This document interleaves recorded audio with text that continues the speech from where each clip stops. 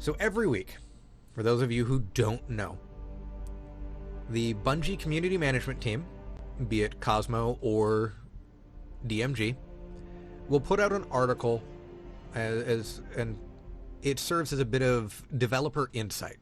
It's this little glimpse behind the curtain into the Bungie studio to see what is being worked on, what's coming, what the state of the game is currently in.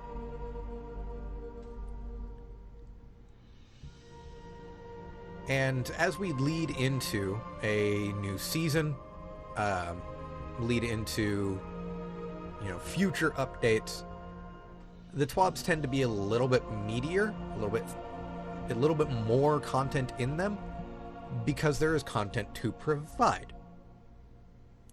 In the middle of seasons, they tend to be a little more threadbare, because there's less really to discuss, so much as, yeah, things are still working. Yes, we're still seeing your feedback.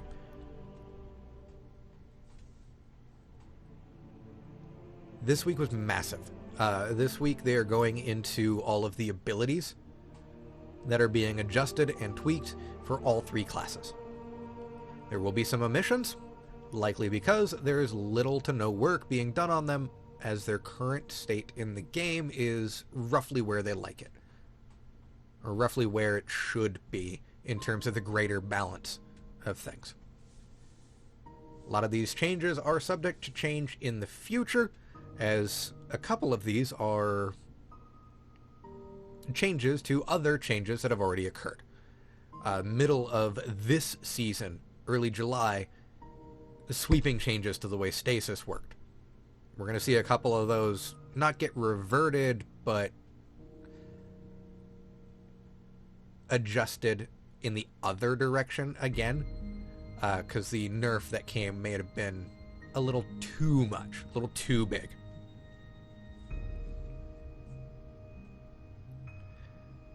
So let's go ahead and start. This week at Bungie, we start shaking up the sandbox. And welcome to the TWAB. We've got a lot to cover today, so I'm going to skip the small talk and get into it.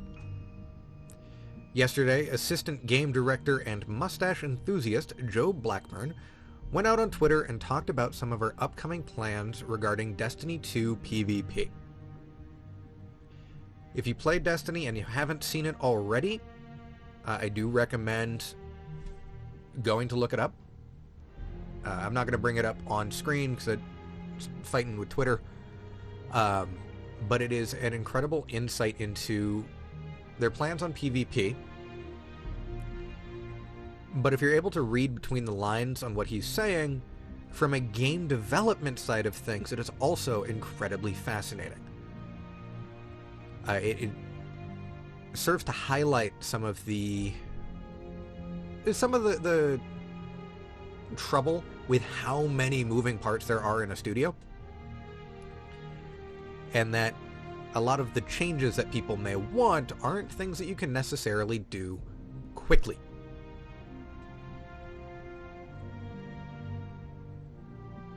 So Destiny 2 is going to have a renewed focus in PvP. For the last 2 years, there's been really radio silence in the state of PvP for Destiny 2.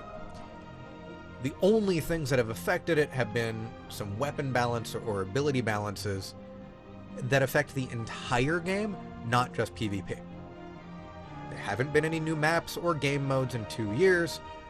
We did get Trials of Osiris back last year, about the time that I started streaming.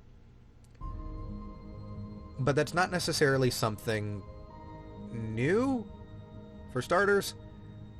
And it's also so incredibly inaccessible to all but the best players or best cheaters that it's in need of some love on its own and needs some work. Thankfully it's coming. We're going to see that end of this month, the changes that they're making to Trials, but separate topic altogether. Short version of his Twitter thread is that the PvP team, largely, doesn't exist, which we kind of suspected. PvP was put on life support and kept in stasis. Because of some major changes occurring in the studio. Around the time that PvP support stopped, Bungie was separating itself from Activision, which means one of their support studios gone. A lot of their funding gone. So they had to try and do things all on their own at a significantly smaller capacity. We see much of that effort being directed toward the story and PvE side of things, which I'm very much appreciative of, and a lot of back-end changes. This is what led to Beyond Light's development, and the kind of content we got through that.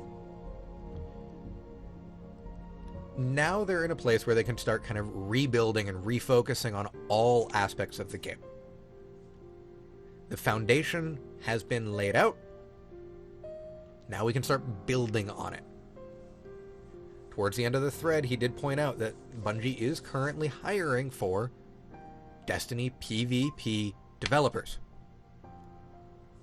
A large portion of their existing PvP team is currently working on an as of yet unannounced new intellectual property. So a new PvP game that is unconnected to Destiny. So we kind of need to rebuild that Destiny team. What they're doing in the meantime, while they get that new team spun up and ready to go, when Witch Queen drops in January, roughly, we're getting two maps that were vaulted around this time last year. We're getting those back.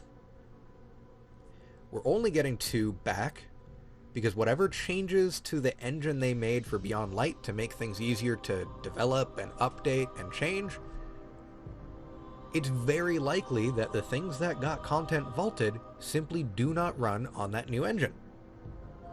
So they've had to go in and by hand update those maps, those zones, all that content to work on that new engine. If it's not currently in game, I would be safe to say it simply does not run in the current state of Destiny 2. Try and run it, probably crash the desktop. Can't really have that in the game now, can we? So two maps that have yet to be announced. I don't think they've decided which 2 maps they're going to bring back yet either. Are going to be given to this fledgling PvP team and updated to work on the new engine. Cool. That's a little bit of life into the PvP scene. Won't happen until January, but it's something. Season after that, we're looking at season 17, so sometime mid to late spring, we get an entirely brand new map. Not a reprisal, not something coming out of the vault, completely new. Awesome, even better.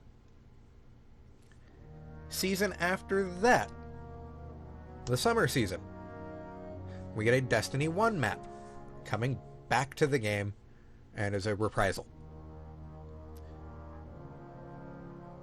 So in half a year's time, PvP is going to come back super strong with at least 1 new map every season. That's their goal. Every season, something new for PvP. And these reprisals, these unvaultings, is just the start. They are a teaser, a taste, like a little appetizer to get the PvP team and us ready.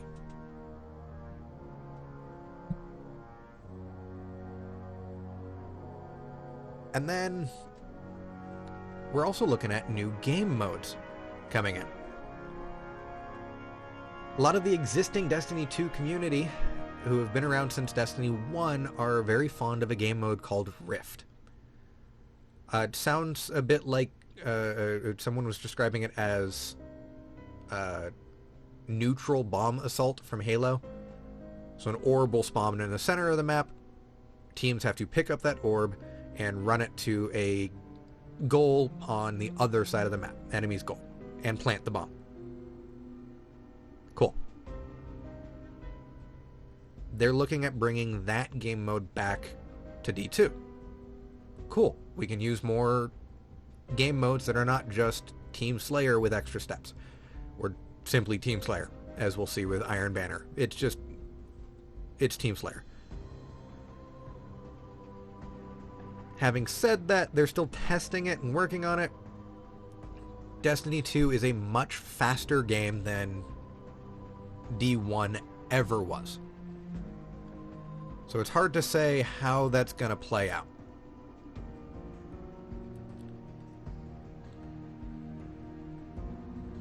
And now we get into the TWAB itself. So our teams have been hard at work putting together a lot of changes for next season. On the PvP side of things, we're looking at a complete rework to Trials of Osiris, that pinnacle game mode. 3-peaking, where you go into third-person camera and can look around corners without exposing yourself, going away.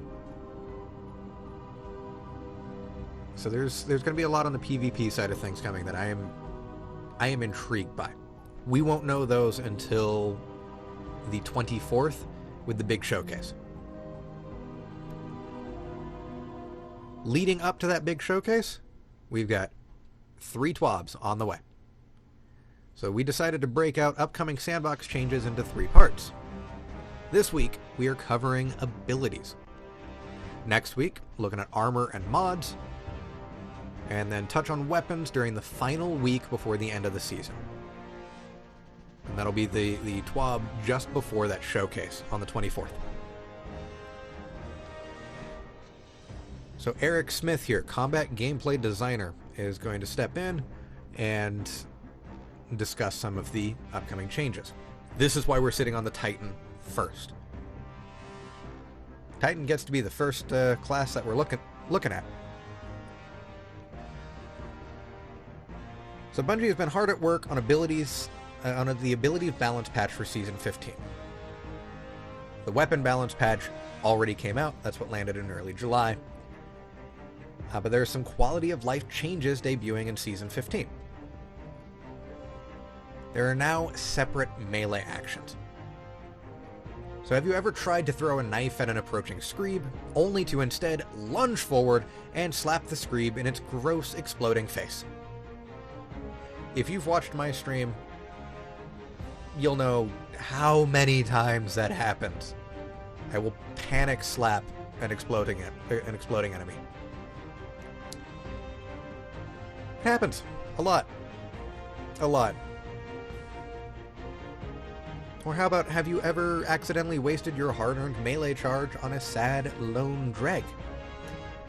If so, there is hope. Introducing the much-asked-for feature of separate melee actions.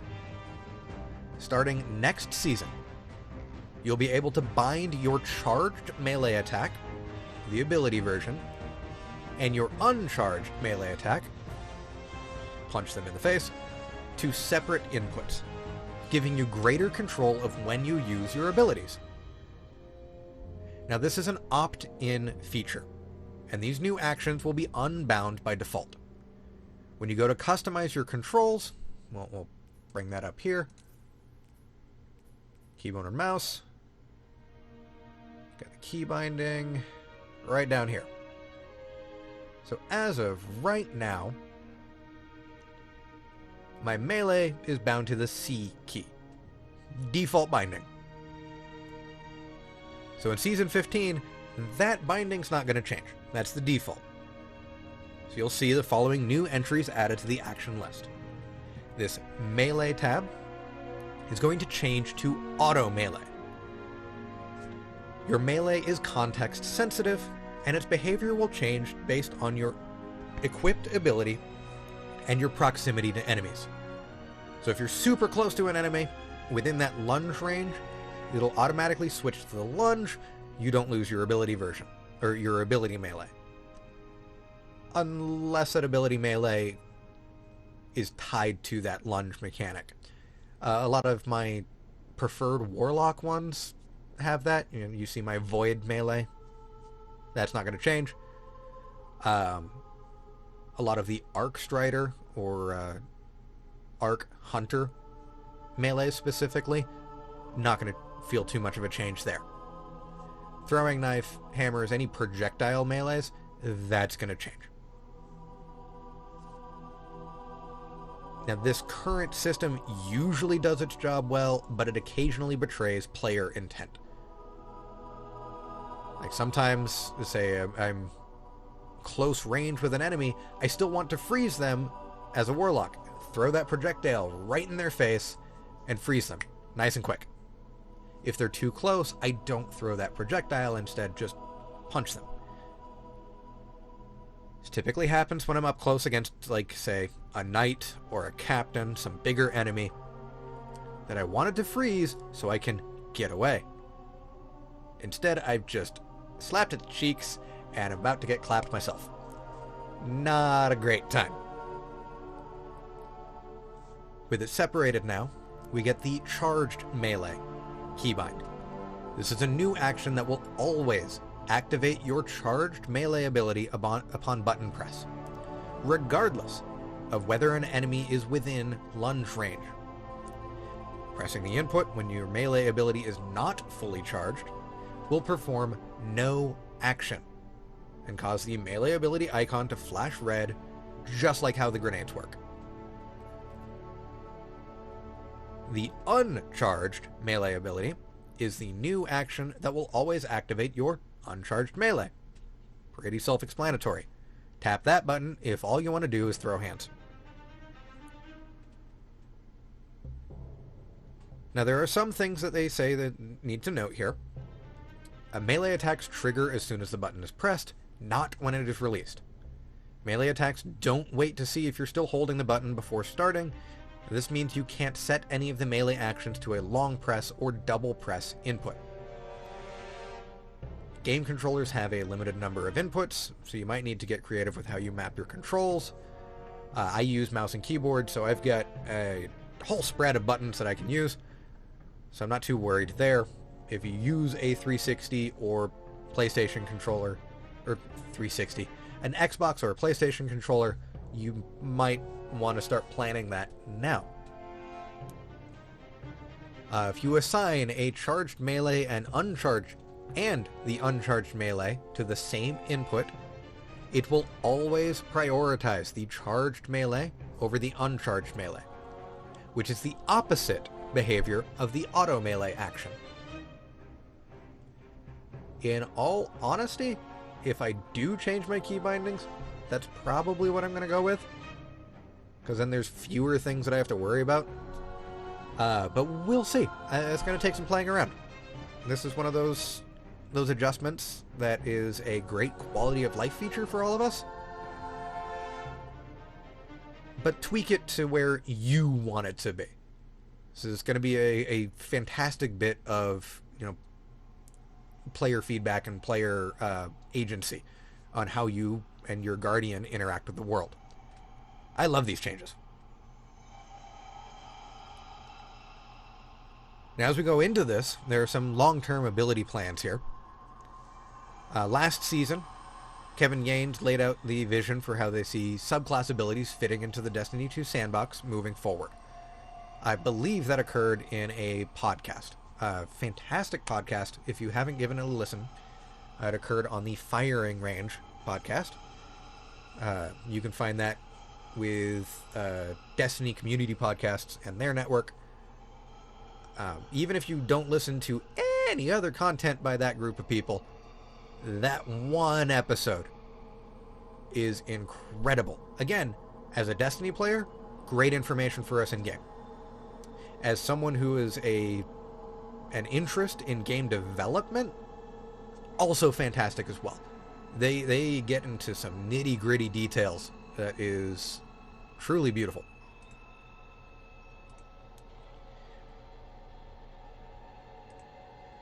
from there, their philosophy is abilities. Their philosophy for ability design is that abilities should complement the core combat of Destiny, but not dominate it. It should enhance the game's gunplay, but not replace it. The changes we're introducing into Season 15 will help set the stage for those larger systemic ability changes. In the coming seasons, they'll be focusing on adjusting how often abilities can be used in the Crucible specifically. This is huge. Right now, our abilities cooldowns are really tiny. Like, we're looking at, 60 seconds on average for a melee ability or a grenade to come back. Supers being up in 3 to 4 minutes with the right build. Like, we can get abilities back lightning fast. Hell, my Warlock build right now is designed to be a feedback loop to where I just really never have to worry about a cooldown for any of my abilities. I can just cast like crazy. I still use my guns, that's the core gameplay,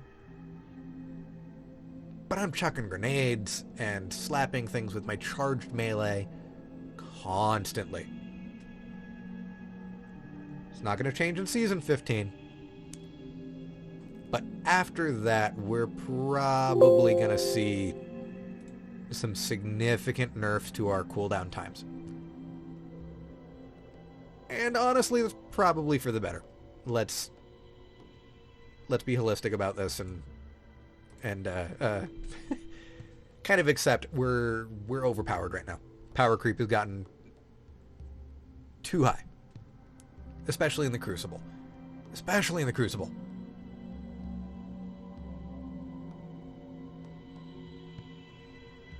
For Season 15, they've prepared a slew of balance changes to raise up underperforming subclasses and tone down overperforming subclasses. To start with, these are going to be some changes that affect everybody in the game, regardless of what subclass you have or anything else of that nature. So stasis freezing, they open with. The goal of these changes is to make being frozen by stasis less frustrating. Previously, players who were frozen in the air had to wait until they hit the ground to start the breakout process. Additionally, they've shortened the window of vulnerability between breaking out of the stasis encasement and losing the damage resistance it provides, and getting back to weapon ready so you can fight back.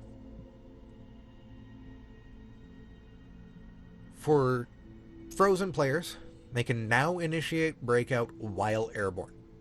So as soon as you're frozen, you get the button prompt to start breaking out, you can do so immediately. No longer do you have to be on the ground.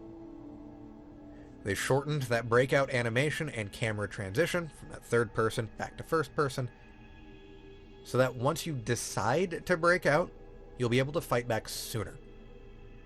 So you're breaking out and can just immediately go right back into the fight. They've also differentiated the long freeze and short freeze visual treatment that they introduced in July to make each status easier to identify.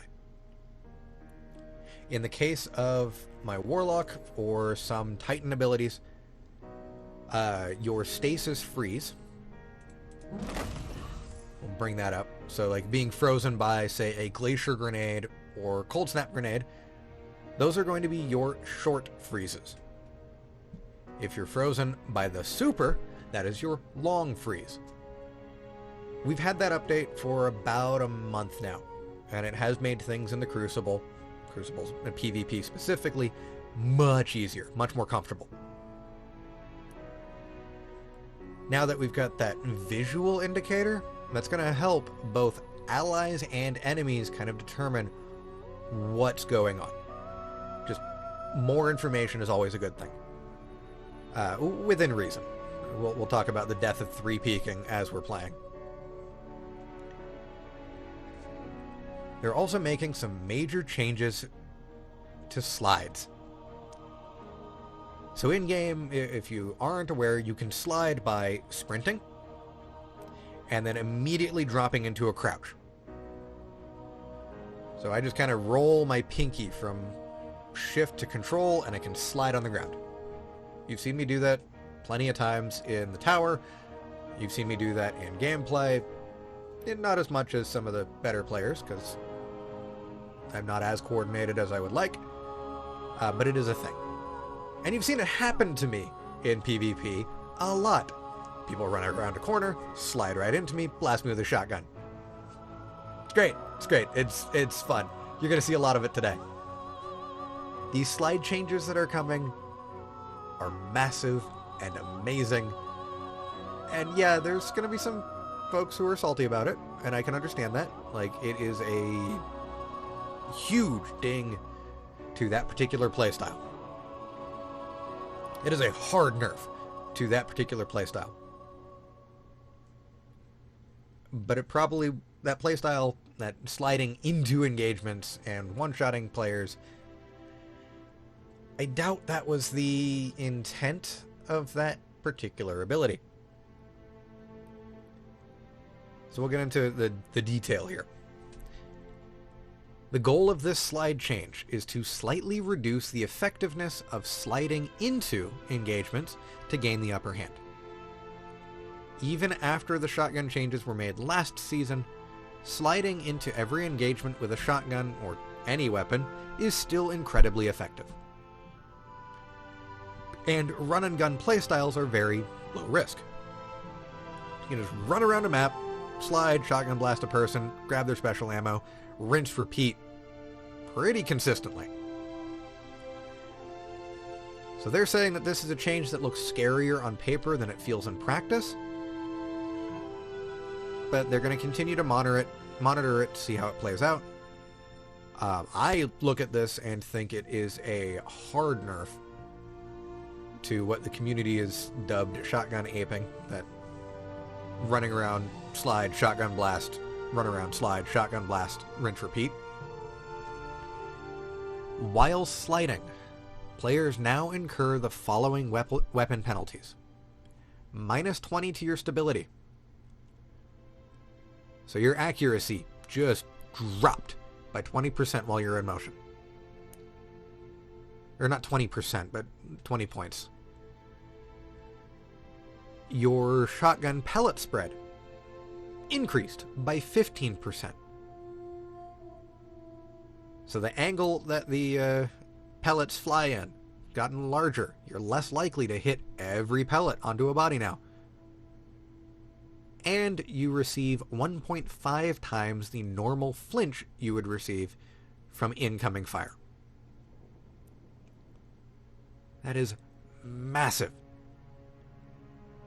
So sliding into engagements with a pellet shotgun, still probably going to be good.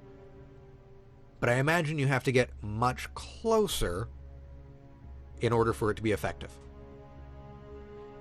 It's not going to be quite as easy to use, say, an aggressive frame, which has got a fairly tight weapon spread, or a precision frame shotgun, where it's a single pellet.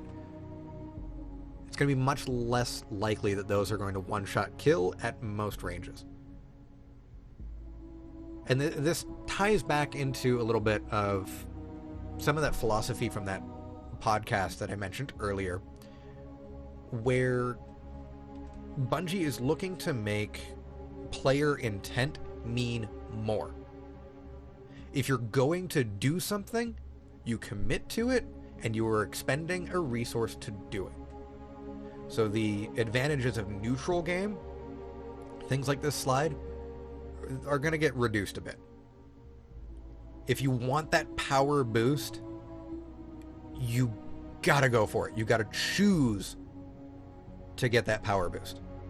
Give something up. In this case, I'm looking at, personal safety for a greater chance at a one-shot kill.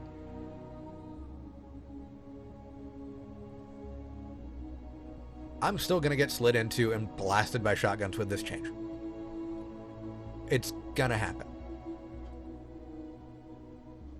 But in order for them to do that, with that pellet spread, with that stability loss, they're going to have to slide right underneath me to be able to do it. So they better hope that I'm also not holding onto a shotgun or, say, a fusion rifle or something. They've got to commit to that action. Still going to be a problem, but it's certainly going to be less of a problem. This is a fantastic change. And now we get to the class-specific stuff. We're looking at Titans.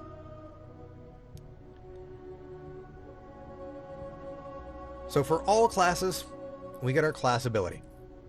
So we got our Towering Barricade or the Rally Barricade. Now the Rally Barricade doesn't see a whole lot of use. I think in my year that I've been playing this consistently, year and a half that I've been playing this consistency, I've seen it maybe twice be used. So the base version creates a smaller,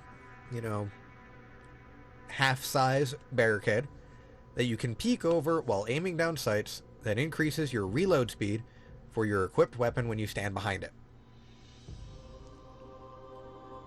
It's cool. Or I can just throw up a giant wall right now. That giant wall is all anybody uses. It's just flat better currently. So they're making a couple changes to the Rally Barricade. Standing behind that Rally Barricade will now, on top of your increased reload speed, provide plus 30 to your stability. So recoil is going to be less of a concern. Flinch to a lesser extent is going to be less of a concern. Add 10% to your range. So weapon damage fall off is going to be further away from you. And 50% less flinch. So you know what I think we're going to see in a lot of PvP stuff? Since we are kind of focused on that today. Fewer Titans running around and sliding with a shotgun. More Titans switching to a Rally Barricade and grabbing that sniper rifle. Drop the Rally Barricade, crouch behind it, sniper out. That's not going to move. That sniper is going to be a pinpoint laser almost the entire time that it's drawn. Kind of locks you down to a single position, but it's going to significantly open up options or change your gameplay style in PvP. And I imagine in PvE we're going to see some more of it as well. Probably not as much. I still think Tower Barricade is the better choice, but I am intrigued and want to try this change to the Rally Barricade come the 25th. They're also going to be making a couple changes to all barricades. As it currently stands, certain fast-moving abilities allow you to speed through an enemy barricade while taking minimal damage. Again, looking at you sliding. The goal of this change is to make players think twice before dashing through a barricade to engage the Titan or any other class on the other side. Barricades still can't cause lethal damage, but dashing through one should now always leave you with a sliver of health. Again, if you're gonna do it, you are committing. Players moving at high velocity now take more damage when moving through hostile Titan barricades. So Warlock's Icarus Dash, or any Hunters with their dodge roll ability, or Shatter Dive, or Titans with their dashing melee. Now you're going to take some significant damage from barricades as opposed to the chip damage that you would receive currently. They're also adjusting where the barricades spawn in on the world. So now they'll slightly protrude into the ground, essentially intentional clipping, to better protect the Titan's feet on uneven ground. This should reduce instances where explosions and projectiles are able to sneak through the bottom of the barricade and hit the Titan. Doesn't happen often, but often enough that it is frustrating. You don't notice it as much with projectiles, but explosions for sure. Splash damage leeches through barricades right now a little more than it probably should. Hence these changes.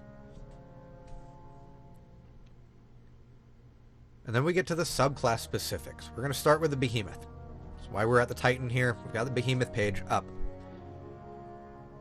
So as you may remember, midway through last season, roughly early July, Bungie released a portion of the stasis-related changes originally intended for this release. That mid-season update wasn't originally on the docket, but it had to get bumped up because Crucible was in a bad state. So they're pretty happy with the effect that those changes have had on the Crucible. I'm happy with the effect that they've had on the Crucible. I see much greater variety in subclasses being used. But some of those changes that they made did have a negative effect on the feel of stasis in PvE content. We've made some adjustments that should help these abilities feel better. In this case, the Cryoclasm change. I'm going to look at... There it is, Cryoclasm. The change to Cryoclasm that they made last season made it difficult to use the ability to shatter targets that were close to you. So right now, Cryoclasm, if after you sprint for a short distance, it enables you to go into a longer and more powerful slide that when you slide into stasis crystals or frozen targets, shatters them. The changes made last season required you to sprint for a significant amount of time to be able to trigger the ability to use Cryoclasm. PvP, not a bad change. PvE, it significantly reduced the usefulness of Cryoclasm, especially with how often things just rush you instead. Looking at, things like Screebs, or Thrall, or even Dregs with their knives. A lot of enemies just come towards you, not giving you that time to build up speed and momentum from sprinting. So they're adjusting it again. So this change that they're adding enables the Behemoth to shatter nearby targets even if they don't have enough space to get to a full running start. So a buff back to Cryoclasm, kind of make it viable again. That should be alright. We'll have to see how it feels in both game modes, but it's good to see that be used again. I used to run it a lot, but now I've got, Tectonic Harvest and Howl of the Storm. They also believe that they overdid the movement speed nerf to Behemoths last season, which hurt the viability of Shiver Strike. That's their melee ability, especially during their Glacial Quake Super. So they've increased the movement speed again to make it feel better. It's not as much as it once was. The movement speed is still lower than release version of Behemoth, but it's higher than it was, or it's going to be higher than it is currently. With that patch, they're also fixing a bug where the Whisper of Rhyme overshield, bring that up here, if I have it, I don't know if I have it, I don't actually have it. Joke's on me. Yeah, I don't have it. Okay. The Whisper of Rhyme overshield wasn't properly scaling precision damage, causing it to be significantly beefier than intended. which primarily impacted Tectonic Harvest behemoths. So it's got to be a bit of a nerf coming to Whisperer of Rime. But it's a nerf in the form of a bug fix. So I'm sure there was just something in the code that was over-tuning it. That's right, I was working on my Warlock to get Whisperer of Rime. That's what I was doing. So to get into the specifics here. Cryoclasm, while it is equipped, base slide now shatters crystals and frozen enemies. You don't need to sprint anymore. Or at least you don't need to sprint for a long time anymore. They've also increased the screen visual effects, notifying players that Cryoclasm's long slide is ready from 1 second to 4.5 seconds. And I will pick up this in just a moment here.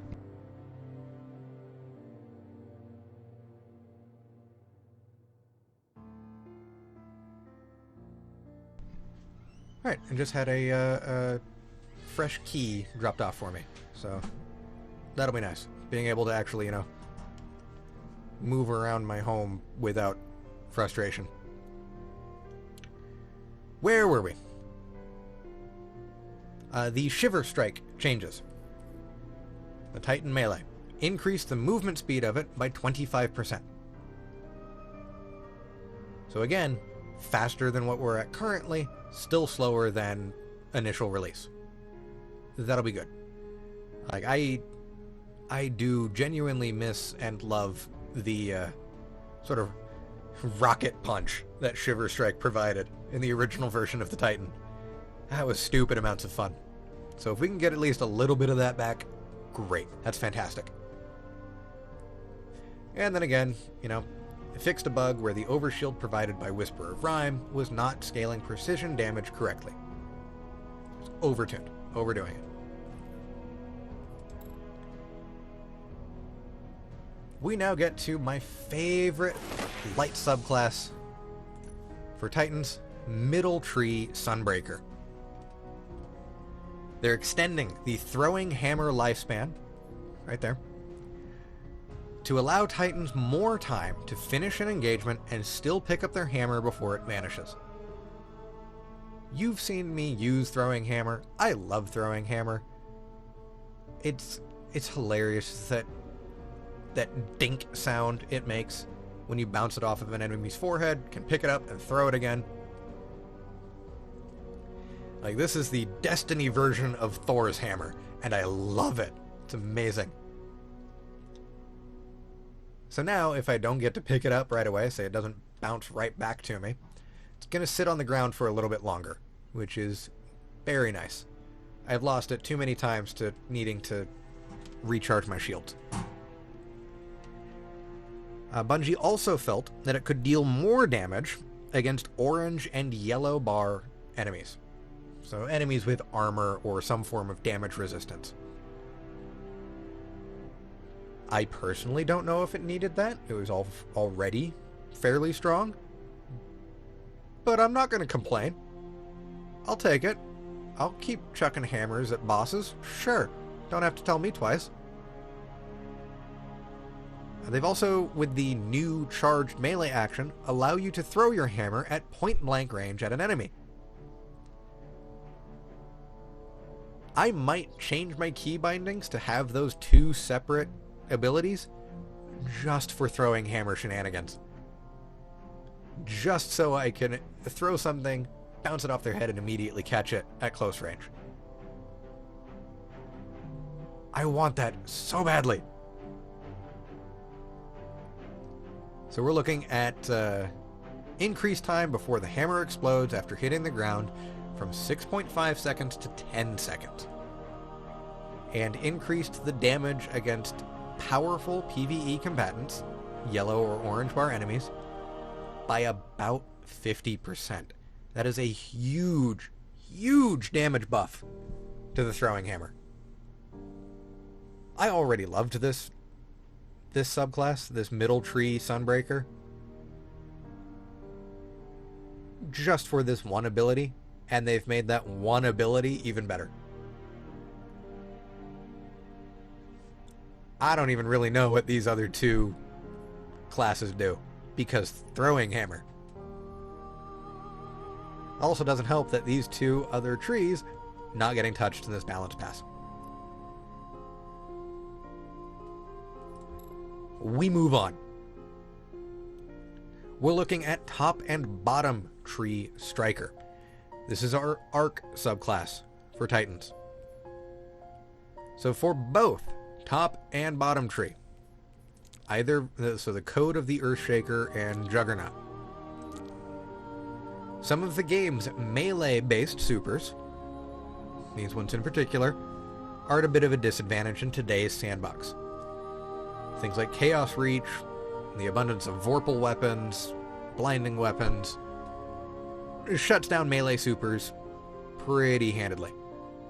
And for fairly low cost. Like you're spending maybe a shot of green ammo to take down a melee super right now. It's not great. So we've decided to give a few of them some love, starting with top and bottom tree striker. In the future, they're going to be looking at more ways to reduce the disparity between melee supers and ranged supers in a more substantial way. I would not be surprised to see some of those changes simply be adjusted cooldown times. So if you've got a ranged super, it might take longer for it to become available. Simple change. I would brace yourself for that change. So to start with, for these two, the Fists of Havoc, the super itself, is getting increased slam detonation radius by 14%. So you use your right click and it slams into the ground. Bigger AoE. Great, cool. Reduced that slam damage fall off. Also cool. So bigger AoE, and you don't have to be as close to get maximum damage. Good. Good changes. They've also reduced the slam attack activation cost from 21% of the current super bar to 18%. So now you can slam more often. All good things for a Titan. You get to throw hands faster and more often. Great.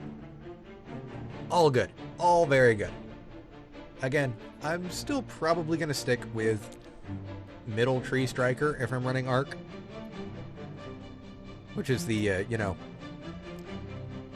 meat missile, the yeet yourself super. Yeah, you just throw yourself into the air, fly around like Superman and crash into something. Or do it again for your melee. Middle tree is, again, so much fun.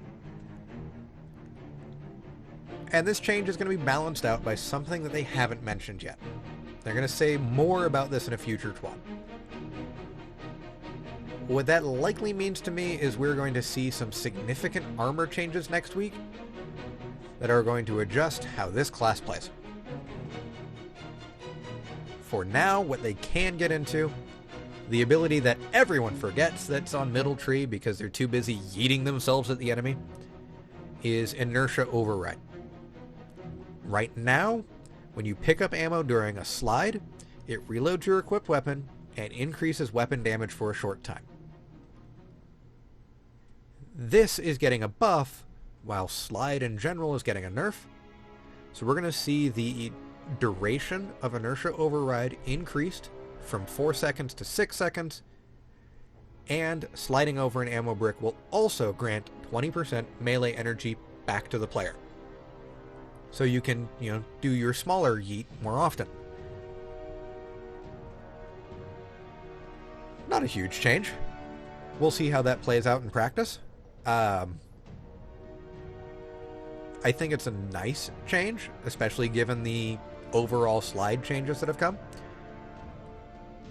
So we're probably going to still see, folks running around with a shotgun on this particular subclass.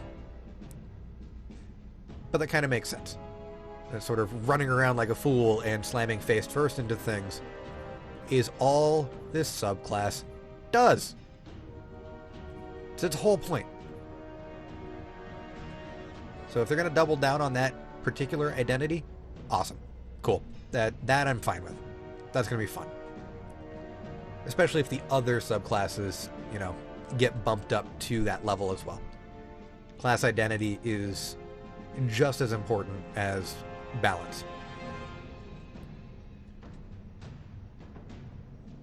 And then we get to our first major change to how subclasses are going to play in the future.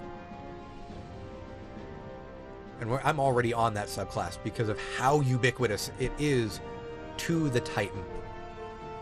We're looking at top tree Sentinel. So your top tree Void ability. If you're running a Void Titan 9 times out of 10, you're probably running top tree Void. That's not to say that these other 2 versions of Void are bad, but the utility Ward of Dawn provides, a variation on your super, the utility that provides is too good. You can go into a raid or any high-end PvE content right now, and I guarantee you at least one player in your fire team has Ward of Dawn equipped. It's almost required to do any high-end content right now. It's that bubble that we're used to seeing.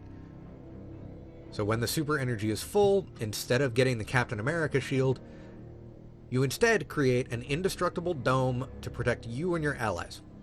Passing through the Ward of Dawn grants you and your allies a temporary increase to weapon damage. Ward of Dawn is getting changed. The following changes refer to the Ward of Dawn bubble itself. And that is a very important detail that I've already seen people on Twitter and Twitch miss.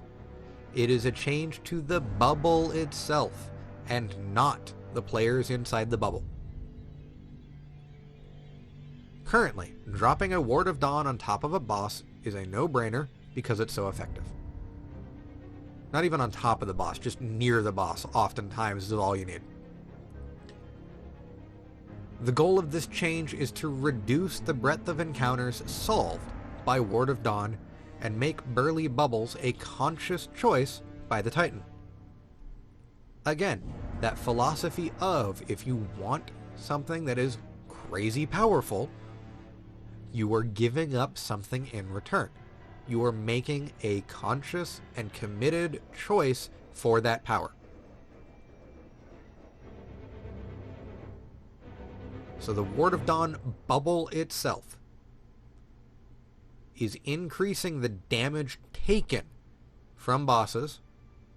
Now, mind you, just bosses, not the ads, from 0.25 times damage, so a damage reduction, to 7 times damage received. Mind you, that is 7 times if your Titan is running 0 resilience. Hey everyone, Talgehurst here. In the edit, I caught myself making a massive mistake in this section. Ward of Dawn starts at that 7 times damage received to the bubble itself at 0 resilience on a Titan.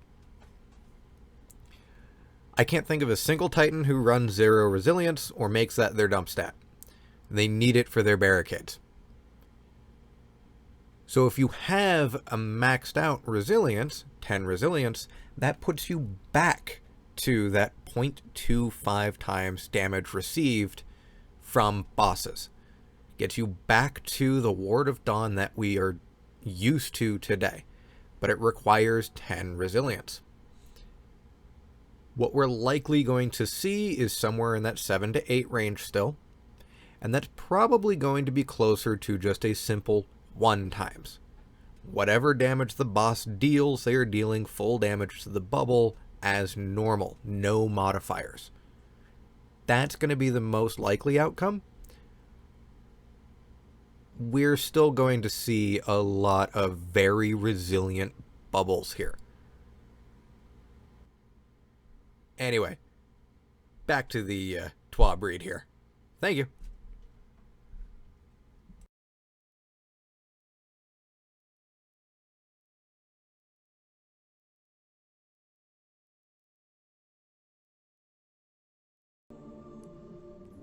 So we're going to jump off the Titan here and switch over to the Hunter so we can see what changes are coming there.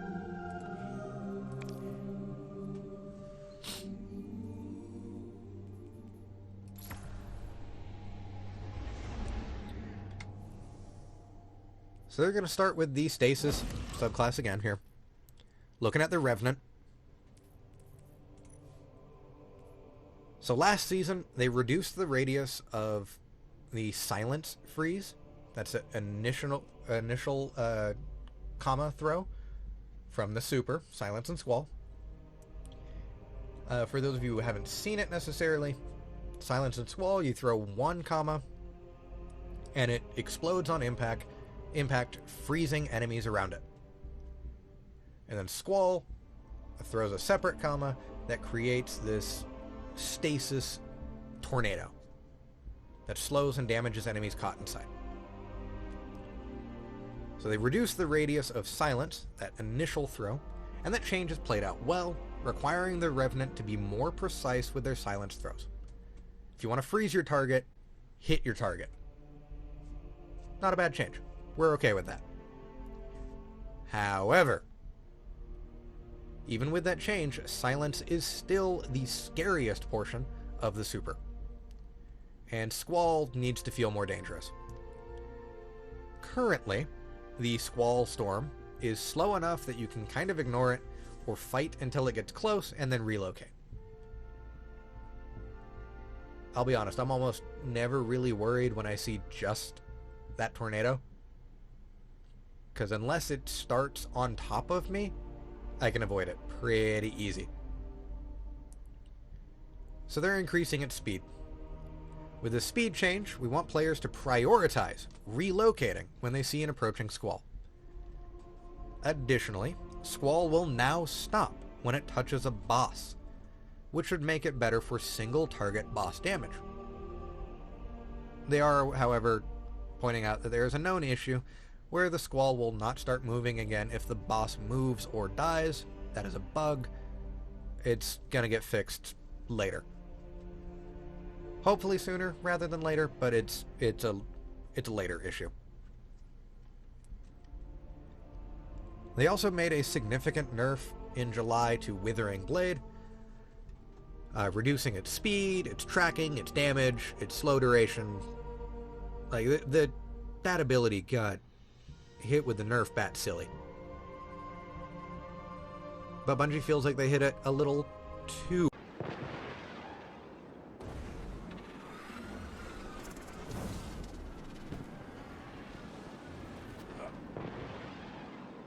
Guardian down. All of the subclasses that I could have been dissing on and disconnected for, it had to be Middle Tree Gunslinger. It had to be the Burning Barrage subclass.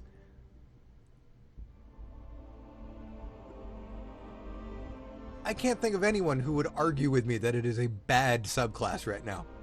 I can't think of anyone that would disconnect me for that. What sort of karma bullshit is this? Alright, we're coming back. I still have the TWAB up. I've got Destiny up again. We're reloading, reconnected. Right in the middle of everything too. Like we are near perfectly in the halfway point of the TWAB. I want to get to some gameplay. This is a long TWAB already. Let's bring the screen back. We have reconnected.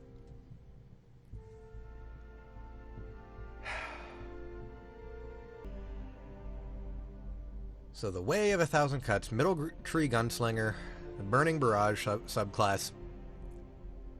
It is not good, but it's getting buffed.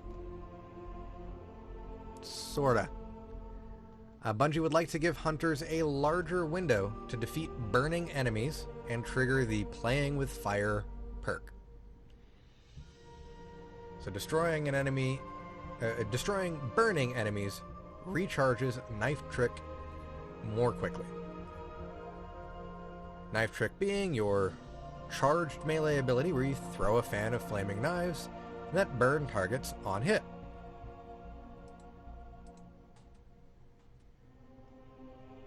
You play this subclass for the super, not the Knife Trick. And, you know, the super itself doesn't always register. So yeah, cool. Playing with Fire lasts 4 seconds instead of 3. Cool. Okay. Awesome. That burn that's provided. 4 seconds, not 3. That's it's exactly what we needed right now. Awesome. I mean, I get it, it's a buff, sure. I don't think it was the buff that, you know, player base wanted, but it's a buff.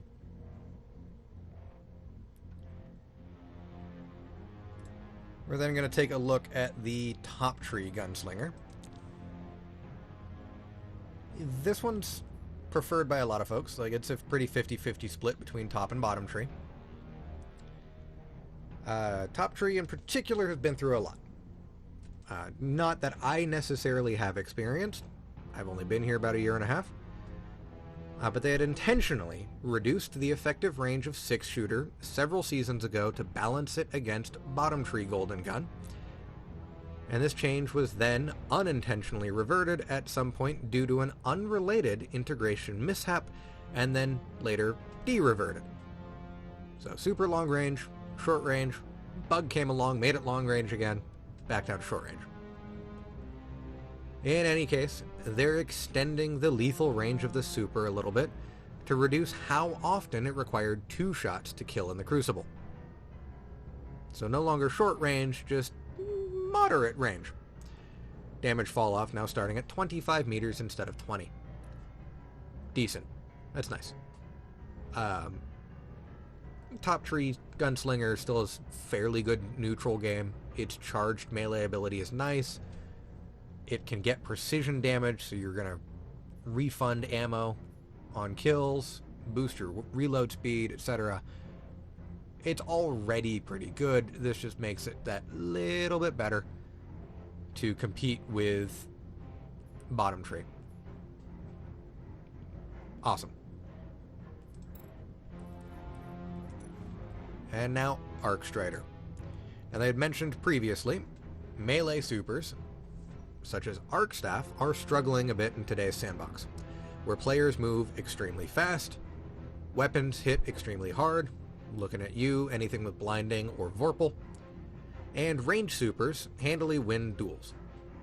I see someone coming at me with Arc Strider. If I have any Warlock super available, I'm gonna melt the Arc Strider before it gets to me. Be it Nova Bomb, less frequently because that's fairly slow, but Stasis super, frozen, killed. Chaos Reach, electrified and a Kamehameha Beam. Dawnblade, oh cool, summon that, jump up into the air and bomb you from the sky. Like, our Arc Strider and the melee supers do need help. So what they've done for this one, much like the Titan, is they've extended the duration and slam range to help alleviate some of the Arc Staff's shortcomings. But they're going to continue to evaluate super dynamics and search for a solution that doesn't cause power creep. This is going to be a balancing act that we're going to see adjusted every season, I'm almost certain. Additionally, Arc Staff needed a little love in high-level PvE content, so they've increased the damage output there. I only ever see Arc Striders in Crucible. I never see them in raids. I rarely see them in strikes. Like, if it's player versus computer, PvE, you're not running Arc Strider. You're just not. And I'm sure there's a lot of players who do like it. I would like to see it more, but it doesn't generally happen. So what we're seeing happen instead is the Arc Staff, the super itself, extended passive super duration. So you're in this roaming super for now maximum 20 seconds as opposed to 16. Fantastic. The heavy slam detonation radius increased from 5 to 6 meters. Also very nice. And increased damage against PvE combatants by 33%. That is a huge damage increase. An additional third of what you're normally dealing now added on. It's very nice. For Top Tree Arc Strider, we're going to see Deadly Reach. That duration increased from 8 seconds to 10 seconds. So your dodge increases the melee range, allowing you to lunge further to strike enemies. So that combination blow is easier to trigger, as this buff in particular is going to last 10 seconds instead of 8. You're going to get that combination going a lot more frequently. And with that damage increase in PvE, I imagine Combination Blow and Top Tree Arc Strider is going to be a much more potent pick in more PvE content. That is easy ad clear. And it saves you ammo. So if you're, say, running something like double slug shotguns, ammo economy is a little tight. Combination Blow, we might see that ammo economy not matter as much for this particular subclass. That'll be fun. I can see some interesting builds with that. Then we're going to look at the Middle Tree Arc Strider, where Lightning Wave, right down here, is getting a couple tweaks here as well. So currently, all it does is melee hits increase your weapon reload speed. Pretty simple. Melee something, you can reload faster. On its own, with hunters already being able to reload on dodge, It's kind of a, yeah, it's there as a perk, cool, but Now, dealing damage with Tempest Strike also triggers Lightning Wave. So after sliding, activate the melee ability to unleash an uppercut. That should have been an interaction already. Apparently not. So we get that that added way to activate Lightning Wave. Cool. Now the timer on Lightning Wave, this reload speed buff, can now be extended by dealing damage with any weapon. So you need a melee attack to trigger Lightning Wave, to activate it, turn it on. Any damage after that while the buff is on will keep that buff active. Slap something once, use your gun for the rest of the fight. Your reload speed's going to be increased. So long as you are still dealing damage, you've got that faster reload. Full stop. That is tasty. Especially with how many reload speed buff perks there are. Like, say, Kill Clip as a real simple one. Or Outlaw. Or Get a Kill. Cool. Reload faster. You're dealing damage. With Lightning Wave active, you're already going to reload a lot faster. And you just keep that reload going. I said kill clip. I don't think kill clip actually adjusts your reload speed. I think it is just outlaw. Regardless, there are weapon perks that make your reload faster. You could probably get this to a point where that reload animation is a blink and you miss it using Lightning Wave. If you build for it and plan for it, I can see some auto rifles start to behave like sweet business. You won't see the reload, I'm sure.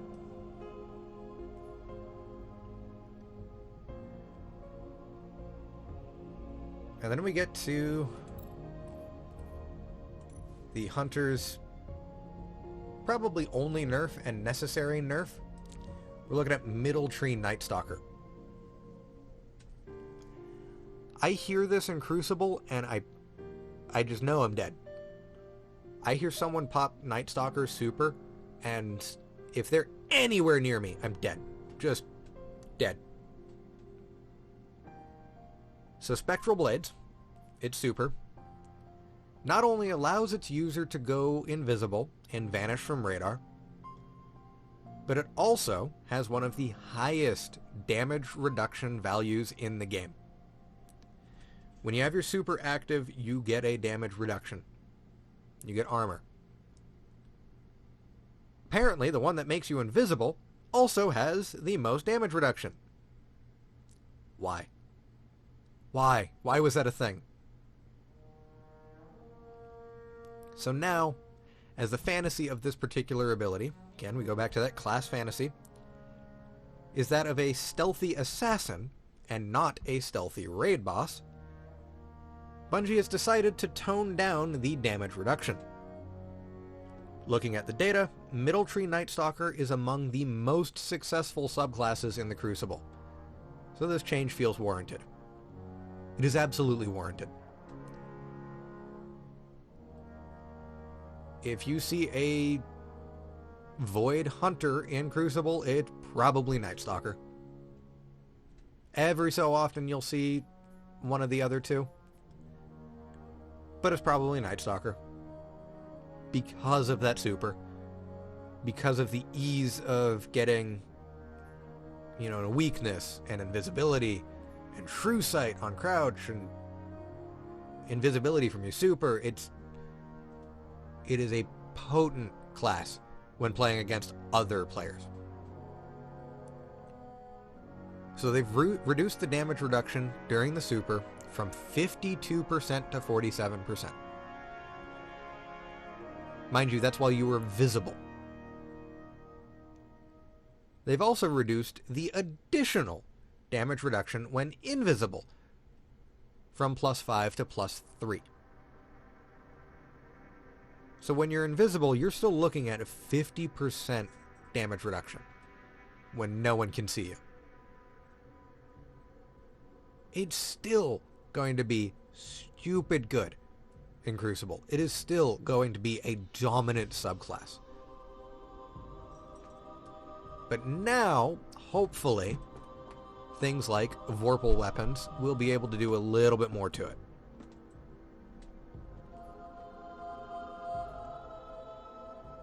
Yeah, I'm still going to hear that subclass activate and just run the opposite direction. I'm just not going to try and fight it. It still is a bad time to try and fight. I don't imagine that's going to change.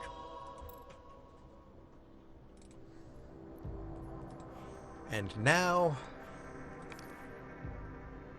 we get to my main subclass. The subclass that we're going to start playing today. Finally.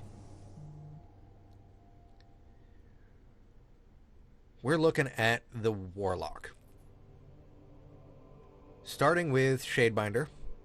Again, Stasis subclass. So Winter's Wrath is one of the best dueling supers in the game. So super versus another super.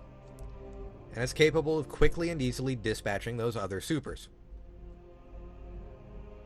Bungie's okay with that being the strength of the Shadebinder in PvP.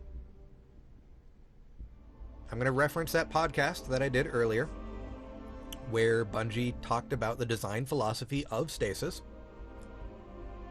and it was meant to be a defensive subclass.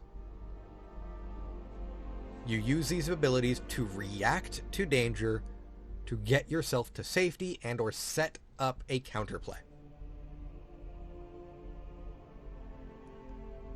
So Winter's Wrath being the super intended to shut down other supers?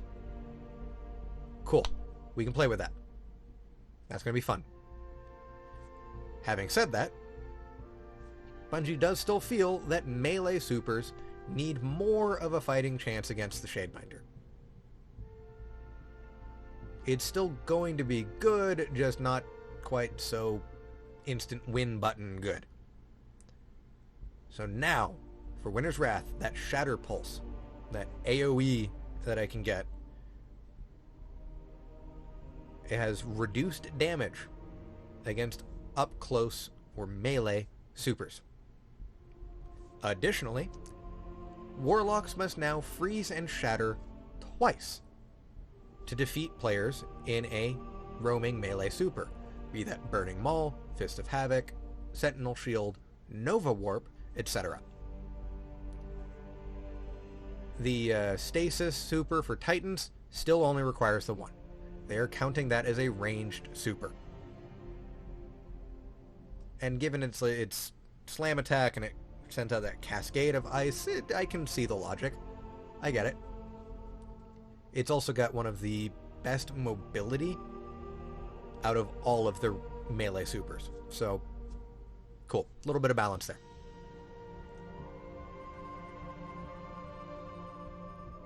As someone who really does enjoy playing Shadebinder in PvP, I'm a little concerned about this change. I'm not gonna lie. I liked being able to just shut down other supers. I'll hold on to my super specifically to shut down the enemy team's super.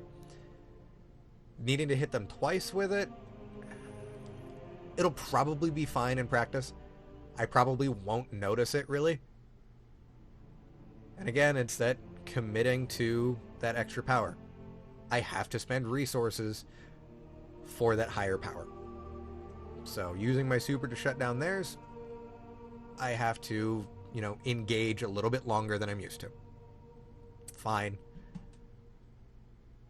It's the one change I'm a little unhappy about, but fine. I'll take it. But we still have Vorpal weapons to worry about, so I might not even need to freeze them twice. I might just need to freeze them once, have my teammates pop them with a couple of Vorpal grenades. I don't know if we're going to see that big of a change. As much as on paper this seems like a massive change. In truth, probably not as big of one as it seems. But that's the only change coming to Stasis Warlocks. That's it. Cool. Fine by me. I've been toying with a build where I don't rely on the super quite as much for Stasis anyway. So fine. Cool. We're going to look at Solar now, starting with Top Tree Dawnblade. This is the go-to Solar class for PvP. As Bungie says here, Top Tree Dawnblade, or TTD, as they're going to abbreviate it, is straight up dominant in PvP. It frankly is. Like your Celestial Fire, that ranged melee that it has, the magic missiles, super potent. Icarus Dash, crazy powerful movement. Heat Rises, crazy powerful movement. Like, here's the thing with a lot of first-person shooters, especially when it comes to multiplayer. Players struggle to look up. Just plain and simple. Players struggle to look up. There's a reason why hunters in Destiny PvP use Stompies, because they can jump higher. And players just forget that they can look up. They're not wearing a neck brace. They can look up, but they just don't. And this is something that I struggle with a lot as well. Being able to just look up. The Dawnblade's whole point, Top Tree Dawnblade, its whole purpose, its whole fantasy, is to be up in the air. So Celestial Fire is going to take a little more accuracy to get full damage, just like the Shadebinder's ranged melee. Having access to 2 back-to-back Icarus dashes in the air gives this subclass too much positioning flexibility, allowing for quick, long-distance flanking and evasion. So when playing against a Top Tree Dawn, it's hard to know if they've used an Icarus dash or if one is ready to go, even if you just saw them use one. So they're hoping that this change makes playing against a Top Tree Dawn more predictable. Having said that, they don't want the identity of Top Tree Dawn to be found, or they want the identity of Top Tree Dawn to be found in its aerial combat. That's not going to change. So what they're doing instead is they're doubling down on what Heat Rises provides. So right now, Heat Rises, you consume your grenade to extend your glide time in the air and improve in-air accuracy. Currently. You expend your grenade for that boost in power.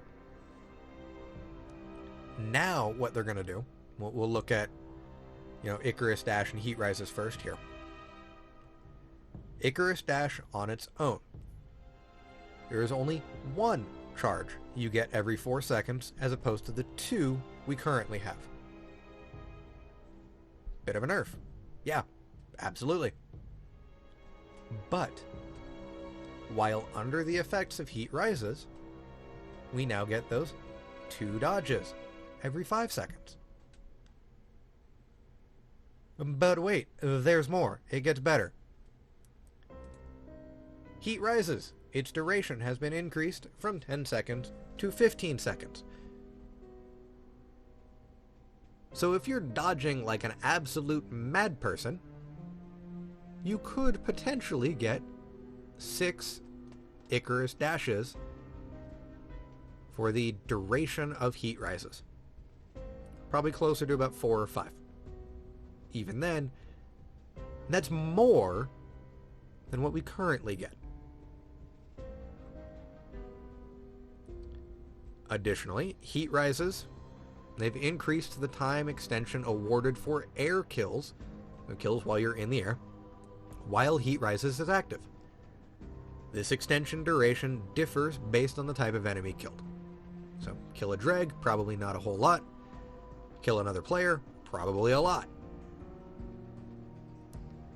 To kind of combat this sort of side grade that we're getting here, your location now appears on enemy radar when using Heat Rises.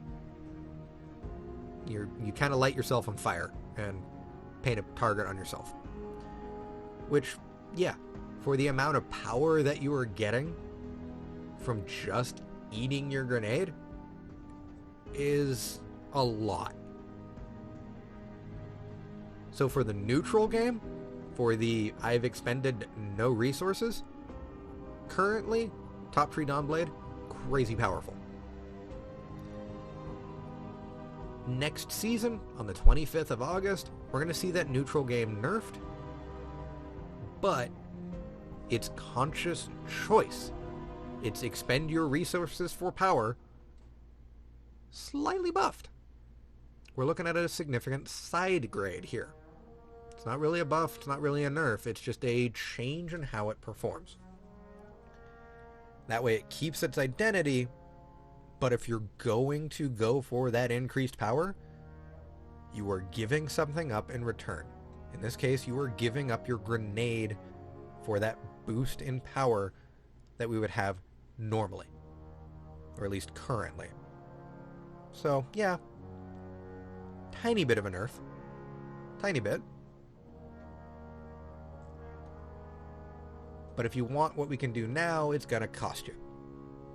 It's not gone, it's just going to cost you. Cool, I'm okay with it. I've started practicing with Top Tree Dawn. I do like it. It takes some getting used to. Like, that movement is hard for a player like me. But it is still very, very good. We move on down the list to Middle Tree Dawnblade.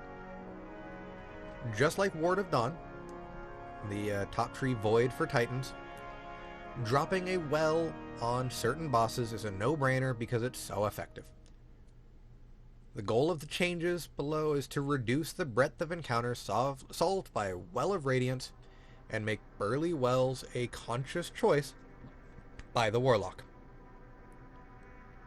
So as it stands right now, if you're in a raid or any PvE content, just like Top Tree Void Titans, that Ward of Dawn, you're also going to have a Well of Radiance Warlock in your party. If you don't have a Ward of Dawn, you absolutely have a Well of Radiance. I have been that Well of Radiance Warlock in raids. There is always, always, always, always, always one Well of Radiance Warlock in a raid party. No ifs, ands, or buts. If you are running a raid without one, you're making a choice to make the raid a lot harder on yourself. That's the truth of the matter right now. That's just the way the game is played at the moment.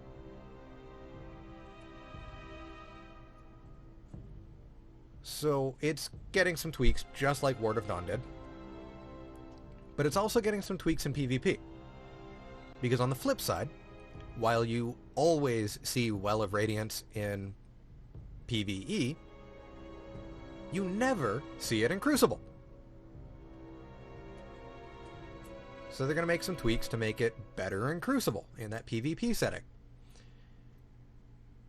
You're going to have more survivability while in the well, and you won't be able to be frozen or slowed by stasis while in the well. Drop the Well of Radiance, and stasis does not affect you. Full stop. That is a hard counter, and a beautiful bit of utility for PvP. We're going to start seeing Well of Radiance and Trials of Osiris again. We're going to start seeing Well of Radiance and Iron Banner for sure.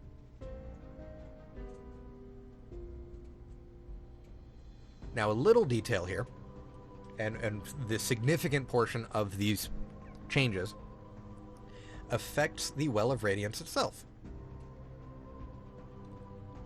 When you plant the sword into the ground, when you plant that Well of Radiance, that sword's an object. We're gonna go to, you know, a patrol zone here, and I'm gonna slam it into the ground so you can see what I mean. Go to the Dreaming City because that's nice and removed. So, little PSA for everyone who isn't aware of this, and there is a surprising number of Destiny players who have been at this a lot longer than I have, who also don't know or don't remember that this is a thing. The sword in the ground in the center of a Well of Radiance is a physical object in the game world that can be damaged and destroyed. I need that super recharged, so we're gonna run and get some energy here.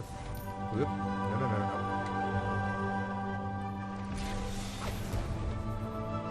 To prove my point, let's get some void kills.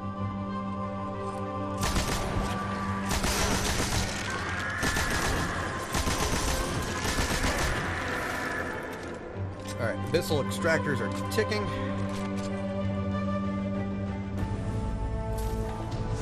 Almost at our super.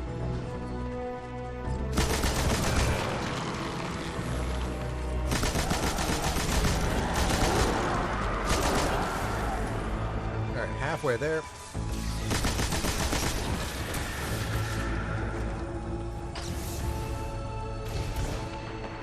Come on.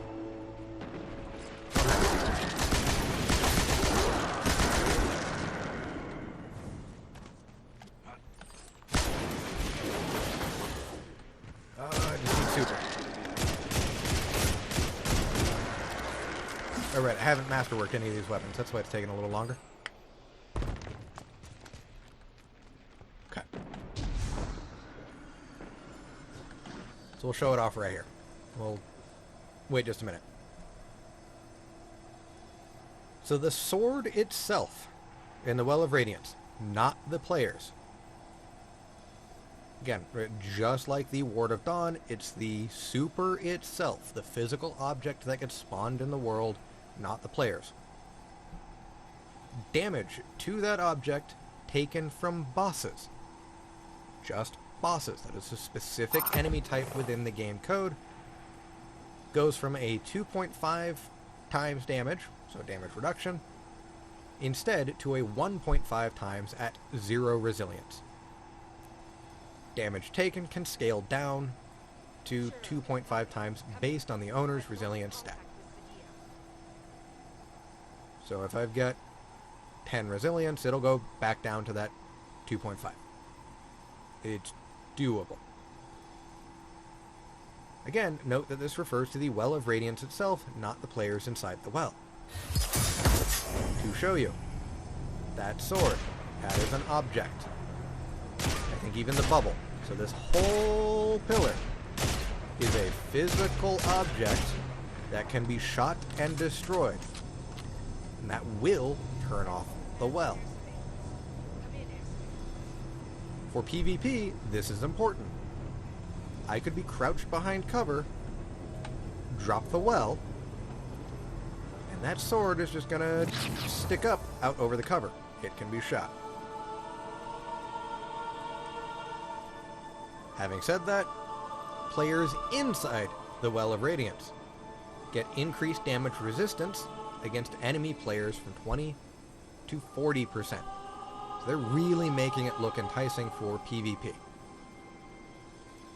Come next season, I would put money down that we're going to see Well of Radiance at least one on every team in Iron Banner. Hell, I will probably run Well of Radiance in Iron Banner if no one else is. Just for that damage resistance. Just for that hard counter to stasis.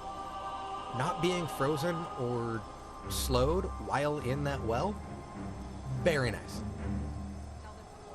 That is a fantastic buff on its own.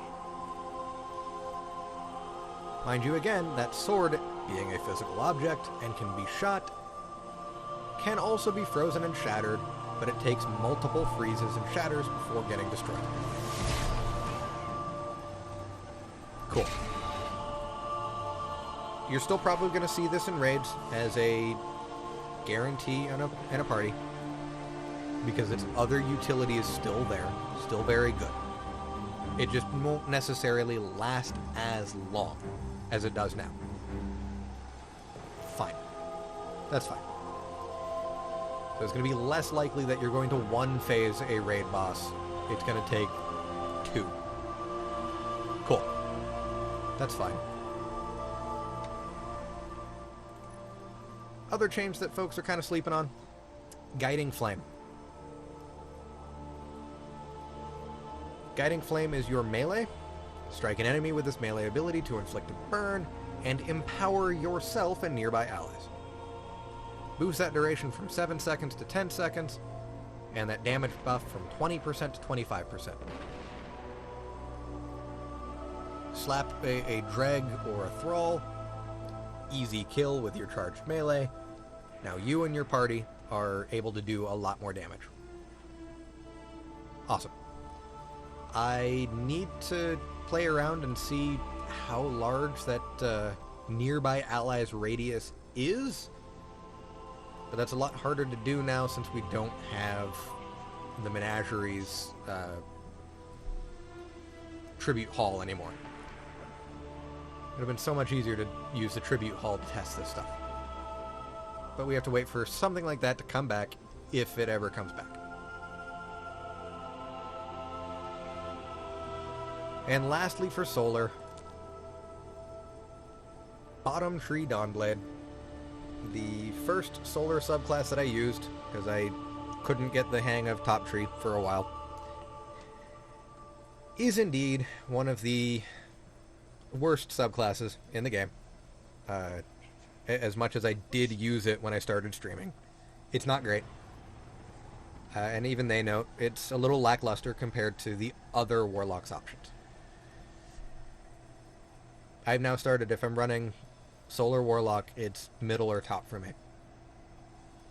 Bottom Tree just, yeah, I can get tracking added to my supers, you know, ranged attack.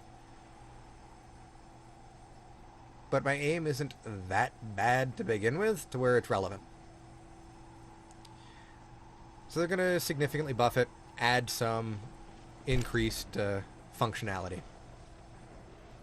So Phoenix Dive. Currently, I activate Phoenix Dive while I'm in the air, and I plunge straight down. Just right underneath me, wherever I'm at, to restore health.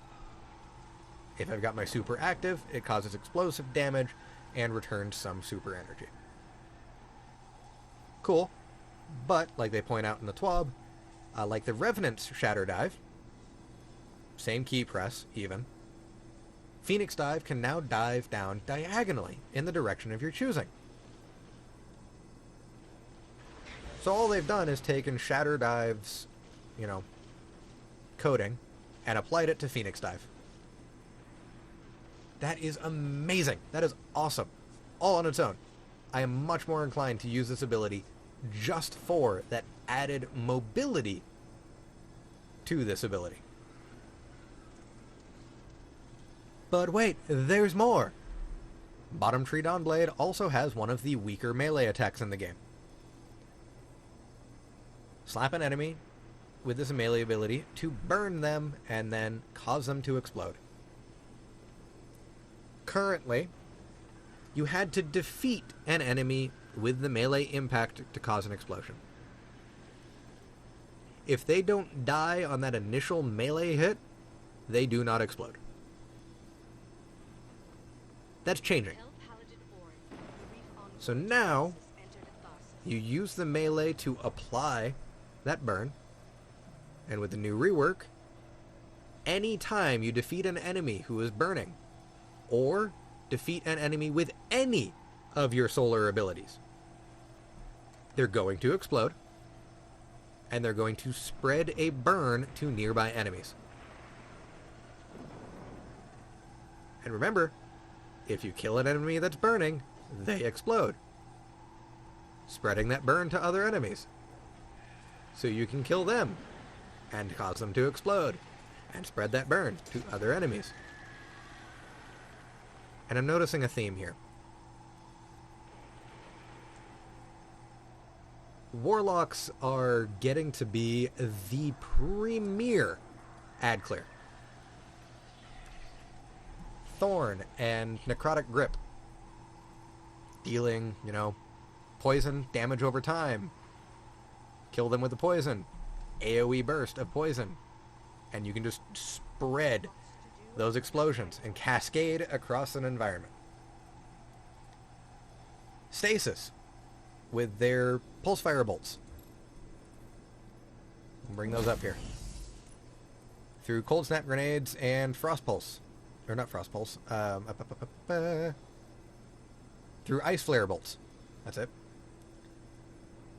Can cascade a freeze across enemies upon shatter. And now solar can cascade explosions on enemies upon explosion. So warlocks have 3 ways to just spread damage across an arena and keep it spreading for this cascade effect. And that makes me so happy. You combine this burn effect with something, say, like Sunshot, an exotic solar weapon that causes a burn effect and an explosion. Can you pardon me? So Sunshot, which applies a burn effect and an explosion on kills. With this, you're just going to spread that burn effect and those explosions everywhere. Use Tiku's Divination, the exotic bow from last season. Its 3-shot burst from hipfire applies a burn effect. Kill them, explode, spread that burn effect. This is going to be crazy good. And they're saying that if you combine this with the Dawn Chorus exotic helmet, which I have but never use, because again, never use that subclass. Let me see here.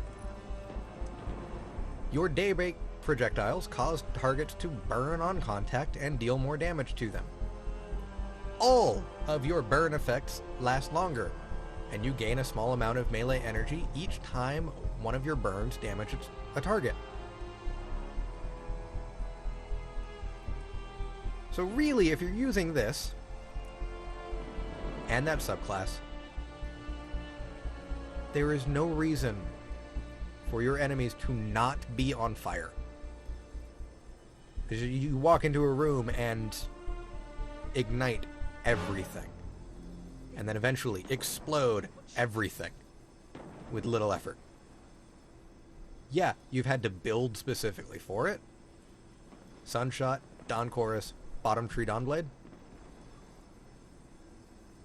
But that's just burning and explosions everywhere. I cannot wait to try this out in some Lost Sectors and just watch it cascade in an arena. It's going to be delicious, especially if that explosion AoE is large enough. It's going to be absurd amounts of damage to a large area. I'm excited. I'm so excited. I might actually use this helmet now.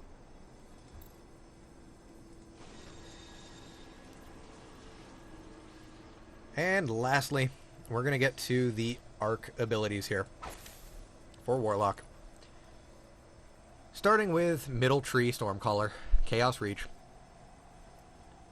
Chaos Reach right now is crazy overpowered.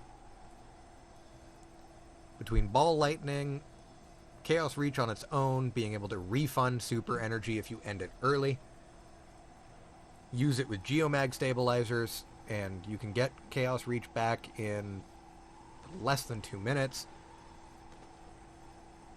It's overpowered right now. Not to mention, bugged. Because you can damage enemies through walls, which you shouldn't be able to do. So they're looking to, at the moment, in particular, tweak how Chaos Reach deals damage to enemies on the other sides of the wall. And in future seasons, they're going to look at adjusting the super itself in the Crucible. Much needed. For now, they've increased the beam environment collision size to better match collision size with damage size. So they're going to line up better the effect that we see with the effect that we feel. So it's a beam that we're going to see, shoot out of a super. And right now, its effective, cylinder doesn't match what we're seeing visually. Especially when it comes to that environment collision. So it's spilling across, planters or crates in an awkward way and hitting people outside of line of sight, which it shouldn't actually be doing. On top of that, they've reduced the beam damage radius in PvP by 20%. So if you want to hit a target, you have to be more precise. You can't just kind of sweep it next to an enemy to melt them. If you want to hit your target, hit your target. I'm okay with that. And they've also reduced the beam endpoint sphere radius in PvP by 30%. So wherever that beam is impacting on the terrain, the tip of the beam, it is a ball at the end of that. Again, like, the comparison to a Kamehameha from Dragon Ball Z is pretty apt. It's gonna look like and behave like a Kamehameha. They've just happened to make it smaller in PvP, because it's currently the top-picked Warlock class for Crucible. It needs some work.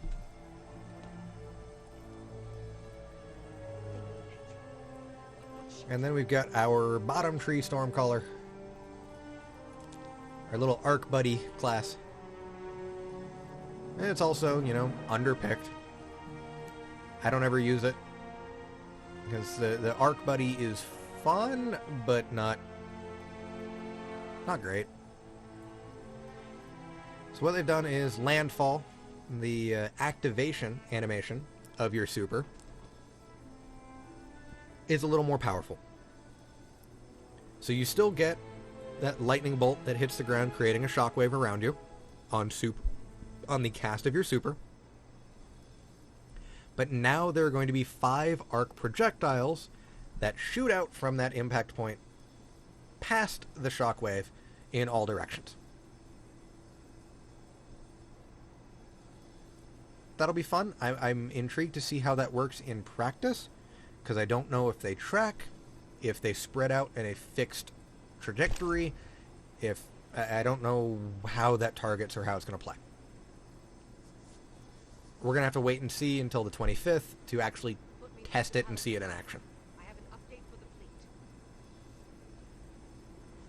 What they're adding is Arc Soul, our little Arc Buddy, increased duration from 12 seconds to 13 seconds, and increased its fire rate by 10%. So it's going to fire more often and last a little bit longer. Cool. Now this is an Arc Soul that you can apply to not only yourself, but any allies that stand in the well as well. So that could be interesting. Again, there's another one of those, like, we'll have to see how it actually plays, see if it's worth your time, but it'll be fun. And the Electrostatic Surge, your rifts last longer, and they charge faster while allies are near. It's nice, but eh. Now, in the new season, it'll increase sprint speed when allies are near. That's very nice. That, again, added mobility is very nice. I still don't think it's going to be picked, say, over Middle Tree and Chaos Reach. But I might pick it over Top Tree. That sounds more interesting. We'll have to wait and see. And then very last, I know I said lastly earlier because I was not paying attention. We're looking at Void. But they've only adjusted Middle Tree Void. Like, no one uses Middle Tree Void right now. But in either PvE or PvP content.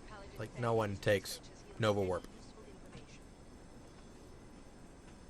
That's because they nerfed it into the ground from when it released. Nova Warp, when it first came out, was obscenely powerful. Like, we're talking current Chaos Reach or prior Stasis powerful. So they don't want to buff it too far. As they say, buffing Nova Warp is a dangerous endeavor. So they'll be monitoring it closely to make sure that they don't overdo it. So right now, in PvE, the handheld Supernova is doing a pitiful amount of damage. So we've considerably increased its damage output, especially considering the time and proximity cost you are paying to charge it up and get within range of an enemy. They've also increased the hold time after charging to give you more time to throw it before it vanishes. What it essentially does is it consumes your grenade to create a directed, almost rocket launcher blast, point-blank range in your hand at an enemy. Cool in theory, cool on paper. Doesn't do a whole lot in PvE, unfortunately. So instead of being just this firecracker that you can kind of slap someone with, they've increased its damage against PvE combatants by 73%. 73%. You could probably melt a yellow or orange bar with this now. Just charge it up, run up against a mini-boss, and just make it disappear.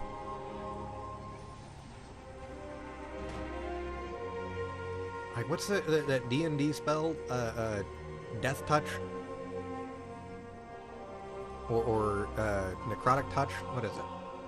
Where you just touch range attack, poke something, and it... Inflict wounds. That's what it is. Inflict wounds. Necromantic spell. Just treat this like inflict wounds. Charge it up, walk up to somebody, poke them, and they die. 73% increase. That is insane. I cannot wait until next season to test it and try it out. Because it'll probably, again, just melt a yellow bar for sure. Orange bar, it might take a little extra work. But that is absurd power. They've also, removed the slowed movement speed while you're charging it or have it charged. So you're not restricted in how you get up close and personal. And it now detonates instantly on cast. So as soon as you release the grenade button, after you finish charging it, it just explodes.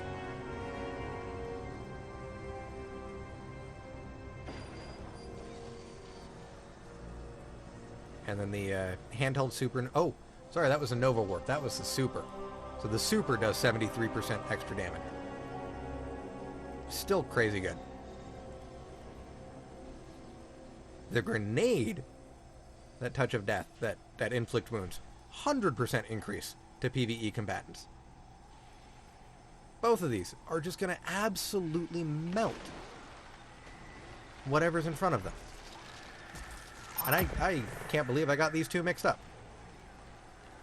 They work functionally the same.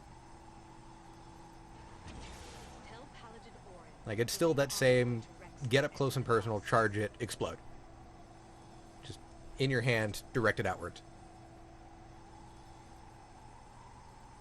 That is insane, and it's going to be a lot of fun.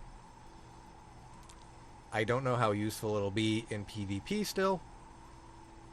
It's a pretty significant commitment to do. But PvE? I might take this into solo Lost Sectors. Because I can teleport with Nova Warp, and that's going to, help my survivability. That's going to be a fun one to play around with. Again, just for PvE. Top and bottom Tree Void, not getting touched. They seem to be happy with it.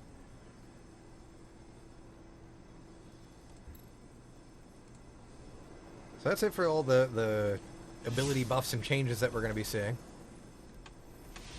What they're working on next after that is just some quality of life fixes to the post Beyond Light story with powering up your stasis. So I don't know the actual data on it, but apparently some players don't know that they can pick up new aspects and fragments and new versions of their, say, grenades for stasis. They don't know that they can tweak how their subclass plays with these items. So what they're doing is the Exo Stranger on Europa, where you get the quests to collect these things, is getting a little extra clarity to them. You're going to see the whole quest chain that'll lead to a new aspect. You're going to see what fragments are available to you to get picked up and how to get them now. And they're going to reduce some of the cost to start that process. So it's all just a lot of quality of life and a lot of new player, friendliness that they're adding to the Stasis experience. I think that's great. There are a lot of fragments that I still don't have myself because they're currently a slog to do. And at the same time, you can also pick up a bounty to get a new fragment, not realizing that you already have collected all of the fragments. So it's a useless bounty that you just work towards. They're going to flip that menu and let you see what still needs to be collected before you commit to collecting them. Nice little quality of life thing. I'm happy with that, even if it doesn't affect me quite as much as, say, a newer player. That's fine. Make it easier on the newer player to be able to do something about it. And Bungie is also going into having a new charity drive here. So this is their 7th anniversary of the Gauntlet Tabletop Fundraiser.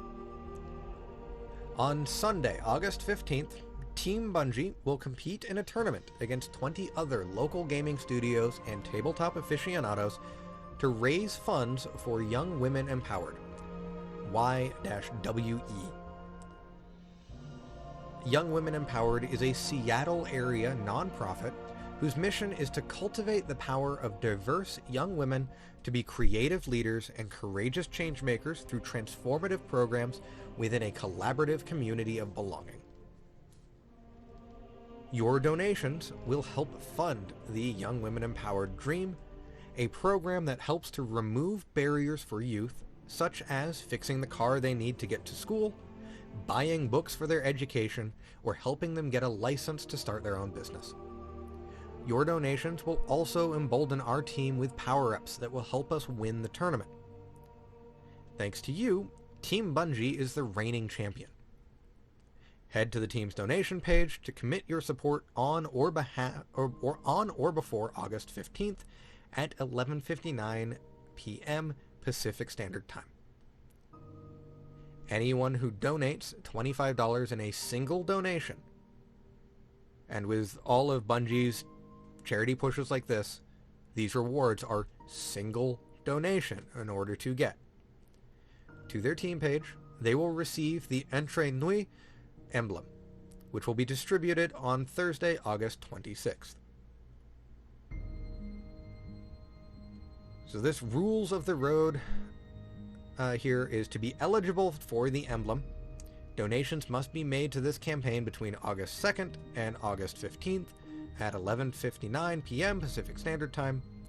A unique redemption code will be emailed to you on Thursday, August 26th. One redemption code will be distributed per email for qualifying donations. Thank you in advance, and much love from the Bungie Foundation. Bungie, every 2-3 months, probably more frequently than that, does one of these charity drives. Not necessarily this particular foundation, but there's always some sort of charity drive and emblem up for grabs. And I personally would love to be able to contribute more than just spreading my word or spreading the word. But I'm going to, at the very least, spread the word on this and recommend anyone who can do so, donate and do so. Because as we've seen with the games industry in its recent news, we need more empowered women and more empowered people of color and minorities and marginalized groups in the gaming industry. It needs to stop being such a boys' club. That needs to end. So one way to do that, to help that, and make things better in the industry at large, is with charity organizations like this one. Is with helping Bungie funnel money towards it and, putting cash towards our future. Putting cash towards kids who need it. So if you can donate, do so. Even if you don't play Destiny and don't need that emblem. I'm sure someone in the internet would be happy to take that off your hands. You can send it to someone you know who might play, or just sit on it. It's the reward is irrelevant. But helping other potential future game developers, helping kids in need, always a good cause. And Bungie, again, does this regularly. So even if you can't help with this one, keep your eyes open for the next one. I know I'll talk about it. And that's really it for the TWAB. We get the known issues after that, and some fan art and fan videos that I do recommend you go check out. And we have spent 2 hours going through this TWAB. Let's get some gameplay in, shall we?